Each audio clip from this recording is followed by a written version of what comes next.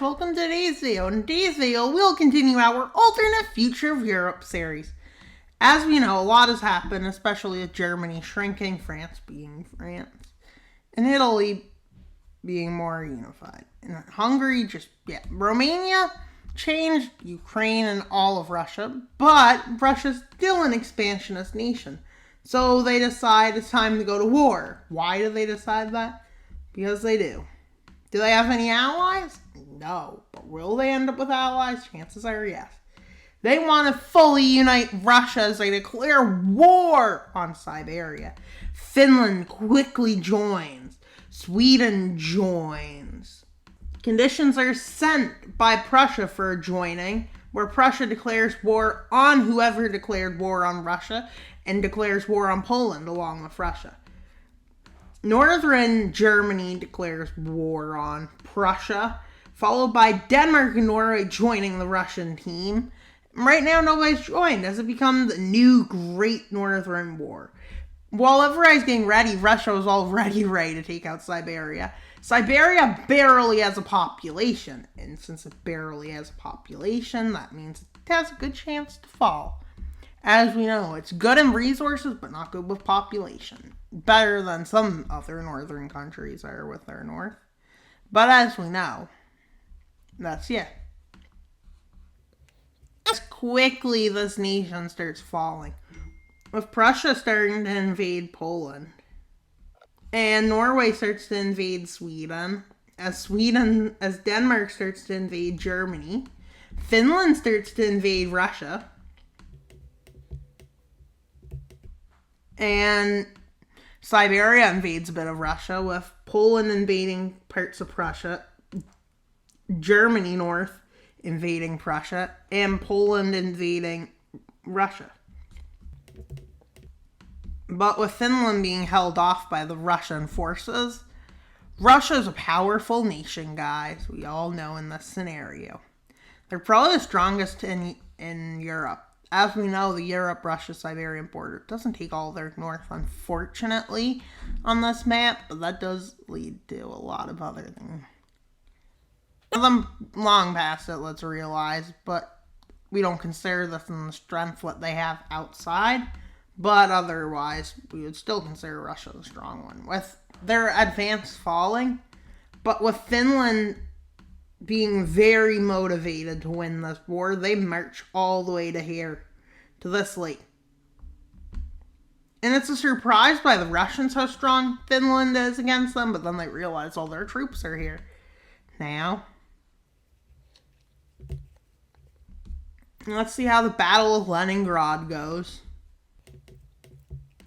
With a Russian naval vessel managing to get naval domination here, moves in, with forces moving up this lake. Some even move over, and this is kind of like hard for Finland to enforce that area as well.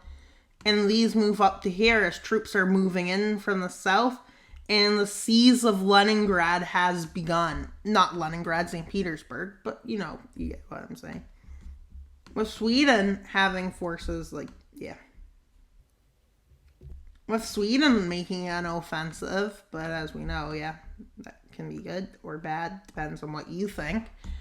But with an offensive being made by Poland into Russia again, with Prussia holding the Polish front pretty well, and they turn their attentions on their other enemy, which is northern Germany, and they tell Denmark they can have Schleswig-Holstein, but the rest will go back to Prussia.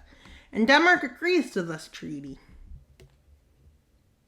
I'm not letting the Netherlands join, because the Netherlands wants land out of this. As I said, a lot of the nations I redrew, I didn't. So the Netherlands has officially joined the Great Northern War. The new Great Northern War, because I don't know if it was the first Great Northern War, with the fall of this nation being a surprise, because I guess because Berlin was right here and fell right away.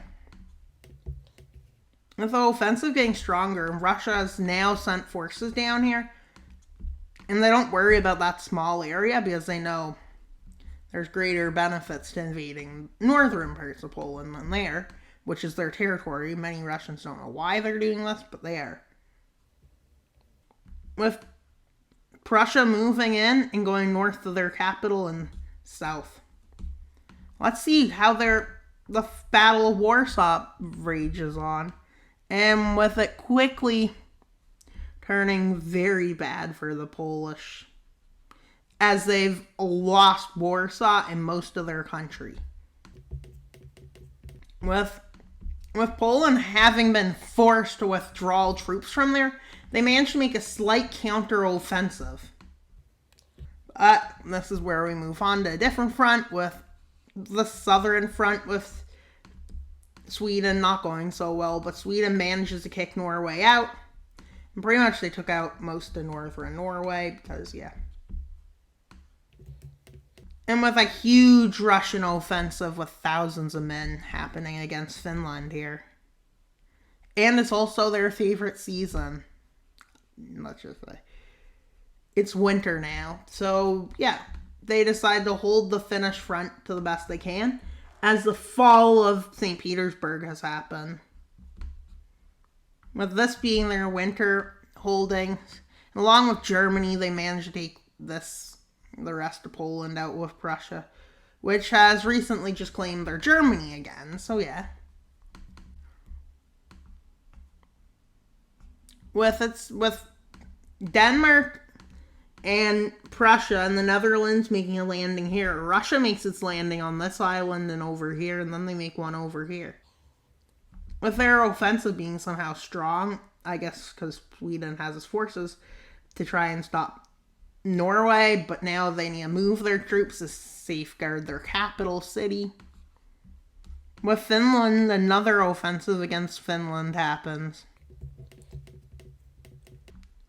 But Finland manages to kick the Russians back.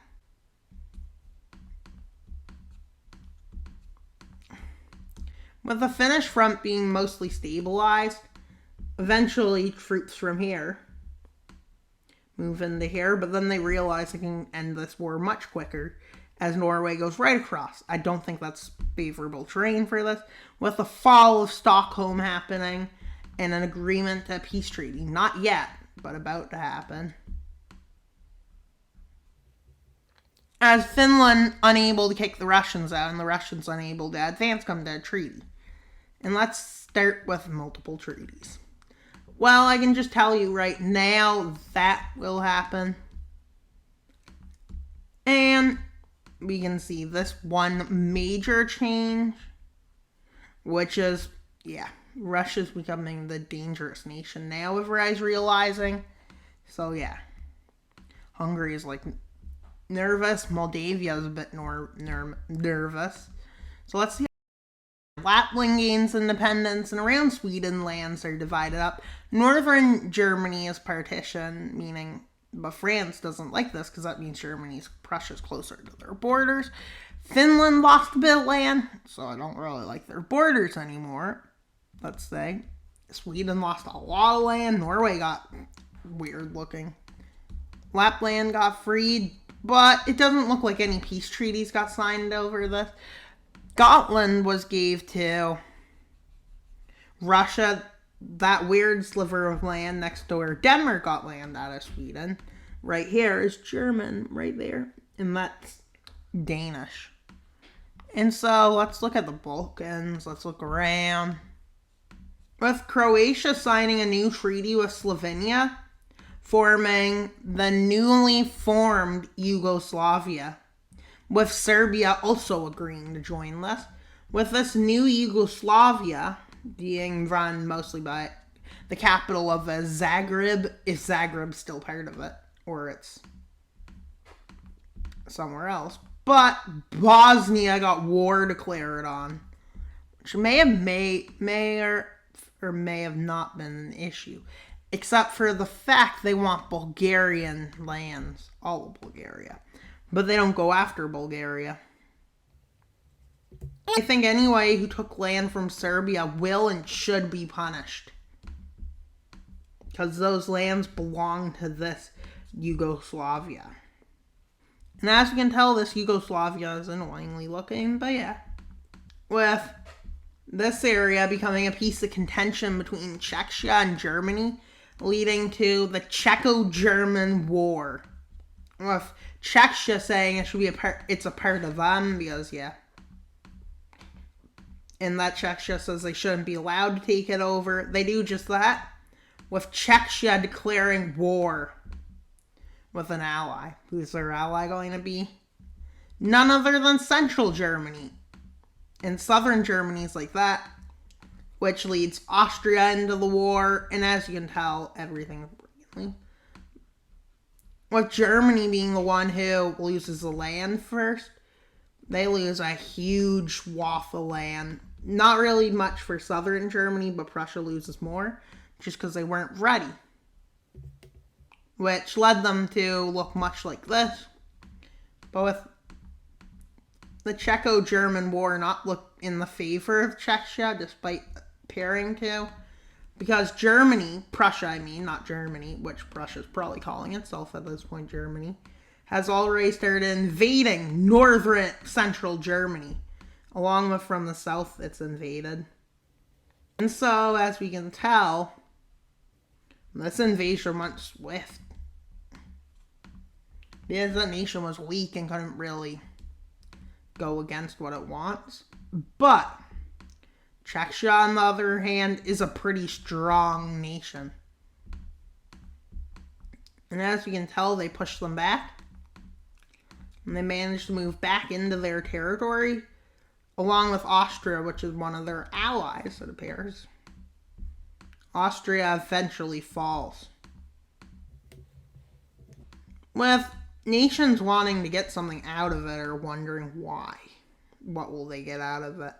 So they're picking who to aid. Like Hungary is aiding Prussia, and so is Russia. The Luxembourg's just supporting the blue team, so is France. But as we can tell, it kind of doesn't matter who supports who. With Southern Germany and Northern Germany maintaining to be independent from each other. But there are some agreements going to be signed between. There's one more event for this video. With the Russian invasion of the Caucasian Republic. This does expand a bit, but really not that much.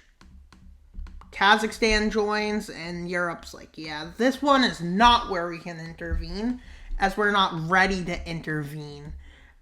But they had forces on the Kazakh border, because they were going to invade them too at the same time, but they didn't. But the Kazakhs weren't ready to have to declare war, because they just declared war because they are supporting the Caucasian Republic from Russian aggression, but they didn't realize Russia thought this would happen, because they were looking at how good their relations are and how much they trade and everything and how it was going and how they were both going to defend any former Russian states.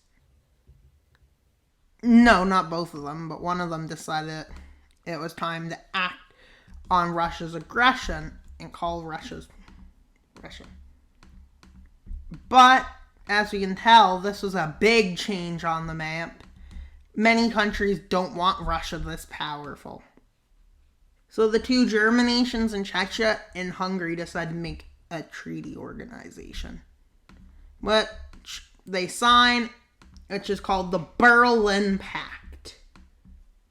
Anyone's welcome to join that's a European nation. So the Netherlands joins, Denmark joins, Germany joins, obviously. Hungary does, Moldavia joins, Turkey does, because they have to, they feel. And these two nations join. So really what you see is this is a anti-Russian expansion pact, more so than it is a pact. Meanwhile, they want Europe to have more nations, maybe. Or maybe they don't like the power. But France and Britain are powerful now. Prussia's powerful. Russia's powerful.